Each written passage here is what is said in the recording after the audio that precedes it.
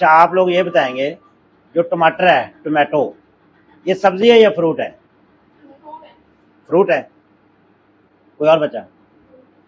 تو فروٹ ہے. کبھی سسرال جانا ہو یا پھپھو کے گھر جانا ہو یہ 5 کلو ٹماٹر لے کر یہ لو فروٹ ہے.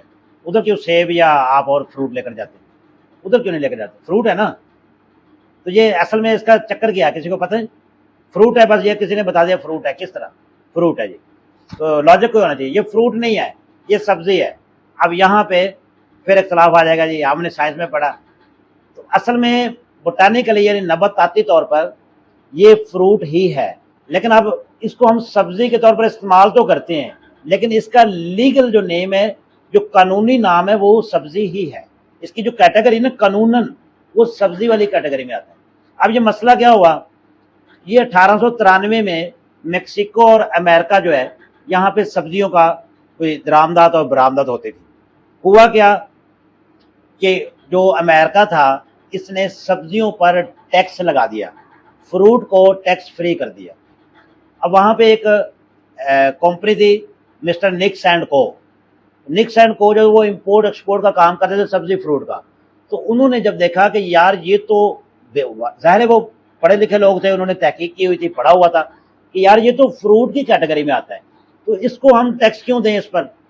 اس نے جا کر کیا کہتے ہیں کہ کیس کر دیا امریکن سپریم کورٹ میں. یہ ہے 1893 کی بات. مسٹر نکس اینڈ کو نے کیس کر دیا امریکن اسٹیٹ کے خلاف کہ ہم نے ٹیکس نہیں دینا کیونکہ یہ فروٹ ہے. اس عدالت نے ان کا سب کا کیس سنا. کافی دن ان کے دلائل ہوتے رہے.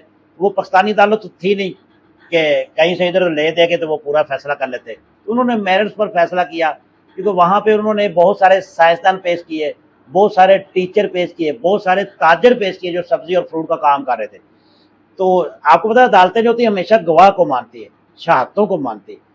تو اب شہادتیں انہوں نے اتنی ٹھوس دے دی تھی کہ وہ واقعی اب سائنس بھی یہ کہتی ہے کہ بوٹانیکلی جو ہے یہ فروٹ ہی ہے. اس لیے انہوں نے بڑے ٹھوس شواہد دیے. تو پھر سپریم کورٹ نے یہ فیصلہ کیا کہ یہ بوٹانیکلی فروٹ ہے. سائنس بھی مانتی ہے ہم بھی مانتے ہیں لیکن آپ کا ٹیکس بچانے کے لیے ہم اس کو فروٹ ڈکلیئر نہیں کر سکتے. یہ سبزی ہی رہے گی کیونکہ یہ استعمال سبزیوں کے طور پر ہوتا ہے.